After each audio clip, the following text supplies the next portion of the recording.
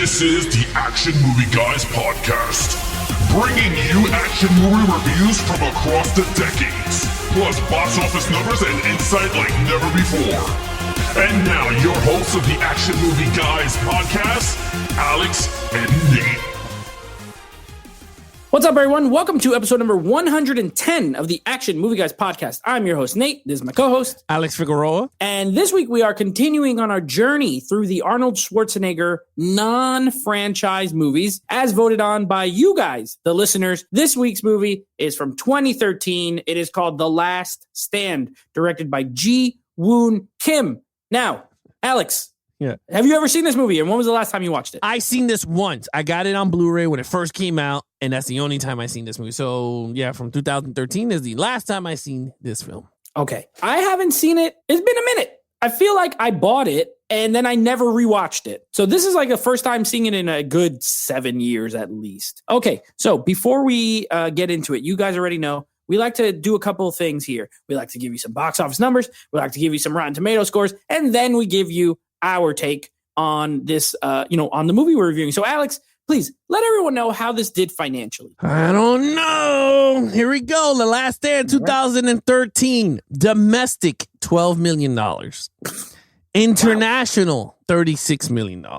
For a worldwide total of $48 million on a budget of $45 million opening night. Okay, I guess opening weekend or opening night, $6 million. I saw this opening weekend because I was excited that Schwarzenegger was coming back to the movies. And I remember there wasn't that many people in that theater. So this was the first of his little comeback of films. It was his first movie after his he was no longer the governor of California. He did this and then Escape Plan and Sabotage and a couple other movies. And now he's, pretty much acting again. But anyway, okay, well, how did this do critically? This is not bad, to be honest with you.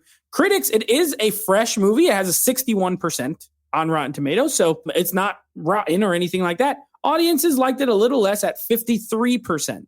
So not as crazy about it, but neither one under 50. We've done a lot of worse movies critically than this one. Yeah, it's kind of weird because I did not see this in the theater, but I mean, from the looks of the numbers and the box office numbers, it's not looking good. It's not looking good, but it doesn't matter what it looks like because we're about to tell you what it is like. Now, this was directed again, I said, by Ji Woon Kim. His name was, I don't know if you've seen it in any of his other movies, but he did a movie, a Korean film called I Saw the Devil, which is absolutely insane, and I highly recommend it. If you're into foreign films, it's like if Seven was mixed with an action movie. That's what that movie's like. It's brutal and violent and dark and awesome. So this was his first and only, I believe, to this point, American Hollywood film. So Alex, let's start off with our lead character. Now, we've been giving Arnold praise nonstop so far in these movies. We got the kindergarten cop. We got the True Lies. We got the other one. And now we got this movie, right? The Last Action Hero is the other one. And now we got The Last Stand. Now, this is his first movie after taking a little break. What did you think? Man. Honestly, he fit the role, but the age caught up to him. You saw it. And I felt like, was it typical Arnold? Is it the magic Arnold? Is it the charisma Arnold? No. I felt like the time off away from the cameras and everything. I think I felt like he lost his mojo, like in Austin Powers. Just personally, I don't know what you're gonna say when it's your turn, but I just felt like he didn't have the mojo. Now, action, we'll talk about that, but in terms of his character, I thought the character worked well. And a DEA agent that I think he retired from that, but then he became a sheriff of this small town, and I thought he worked very well. And I think this would have been a pretty good storyline if it was during the prime 90s Arnold, because I think it would have worked so much well. He would have been, but you could see the age is catching up to him. I gave him a 3. I thought he was good. I'm not going to give him below 3. I think he was really good in this one for the character. I just felt like age caught up to my man Arnold. That's a fair assessment. Absolutely. So for me, I liked him. I liked the character. I agree with you in regards to the performance. I think Arnold, for lack of a better term, kind of lost the step maybe. And not surprising. When you do something, any job, and you don't do it for 12 years or 10 years or however long he was, not doing movies, 8 years at least, it is like, even though he didn't do a bad job, he's not bad in the movie, but you could tell the some of the charm and charisma is not there yet. It's not to say it wouldn't be back in later movies, because I think we'll review other ones later where I think he did have it back. Escape Plan comes to mind, where I think he was a little bit more of the Arnold from before. But this as a character, I like the storyline, like you said, of him being like a government agent, just being involved in some really crazy, violent situations, and now just he's the sheriff of like the smallest town that there ever was. There's only 3 other cops. It's him and 3 cops, and it's like a little tiny town in the desert. And this is also a Western. This is a Western. It's a Western in modern times. But if you took this same exact story and changed nothing and just made it in like 1852, it still works perfectly fine. The sheriff, the old sheriff who's seen it all, who's been there. I'm a sucker for that character. I do like the casting, though, in regards to they did need someone of this age. Now, I've seen movies, like, who else are you like? Not Clint Eastwood. He's a little too old and too skinny. But that kind of character is what he's playing, essentially. So I gave him a 4. I like the character. I think it's good. I think the performance lacks a bit. That's why I can't give it any higher than that. And I did like him in the action scenes, even for his age. I thought they did a good job of masking certain parts. And then the other parts where he is in it, it's pretty good. Okay, main villain. Okay, so this villain I can't say the villain was weird. He was a good villain. I enjoyed the villain for what he was. At times, all he did was drive for most of the whole damn movie. He's just driving this car that has unlimited gas. So I was like, okay, cool. But when he was on screen with the cops in the beginning, he was good. When he was fighting Arnold at the end, I thought it gave him a lot of points because he was in a lot of these big scenes. The car chase scene in the cornfield. I believe it was a cornfield, right? It was a cornfield. Yeah, it was a cornfield. And then they went into the fight on the bridge, Arnold versus Ray versus this Pablo Escobar type of drug lord. Yeah, it's a cartel. Yeah, so I thought it worked. I gave him a 3. I thought he was good for what he was. But yeah, that pretty much a memorable cartel, to be honest with you. Yeah. No, we're on the same exact page here. I also gave him a 3. I had him lower until the end fight. Honestly, I was going to give him a 2. Because I'm like, you're right. All he does is drive. He just drives around in a super sick, fast car and like talks to this cop agent in the car with him that he kidnapped, who's in on it, played by Genesis Rodriguez. I like her. So he's fine. Like the actor is fine. Yeah, you're right. He's typical. There's always I feel like we do a lot of these movies, and this is an action movie podcast, so it's gonna happen, and it's gonna happen a lot more times. There are standard villains, right? Drug cartel guy, military leader guy. Yeah, like dictator guy. These are typical standard, and this is a standard action villain. Cartel guy, that's him. But when he did the fight at the end, I bumped him up a point because he was like, look, he tried first. He was like, look, bro, just let me go and I'll pay you $5 million. He tried all his little money tricks, didn't work. And he's like, well, fine, we'll just fight then. And he fights him, and he held his own. I mean, Arnold's older, but he's also got 100 pounds on him at least. Yeah. So he held his own. I give him credit for that, but he's a 3. He's standard, fine. Like you said, he's fine. He's not bad. He's not great. Okay, action.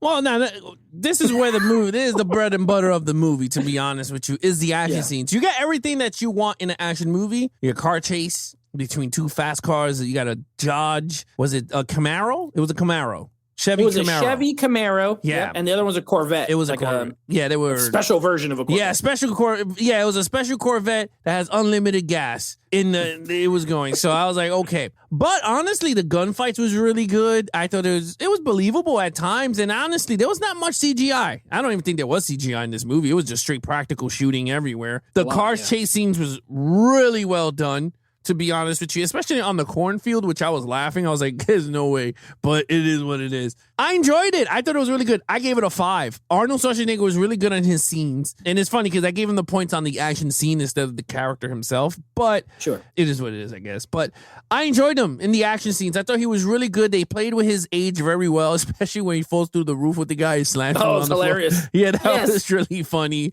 I thought Johnny Knoxville was really good in this movie. To be honest with you, he was pretty funny. And the other movie that I like with Johnny Knoxville is Dukes of Hazzard. I don't know why. Maybe because of Jessica Simpson, but it could be me. But honestly, yeah, a 5. I thought it was a perfect action. I'm glad you gave it a 5 because the fact of the matter is I gave it a 5 too. And this action is fantastic. If nothing else, and you know what? We're not going to get to the other parts yet, but spoiler, I like the movie. I think it's a good movie. But even if it wasn't, let's say the acting was bad and the storyline was bad and the action is incredible in this movie. Yeah. It's great. I'm surprised people don't ever really talk about it as far as an action movie in the history of Arnold. Maybe they got other issues with it. I don't really know. It's so well shot. It's got a lot of energy. The director is moving that camera. The camera's moving. Yeah. There's a lot, like you said, a lot of squibs, so a lot of blood. Like it is a hard R. People get blown up with like a rocket launcher, a grenade launcher. 50 calibers. A Tommy guns. Yeah, I mean, it's got like, and when they get shot, they get like blood splatters everywhere.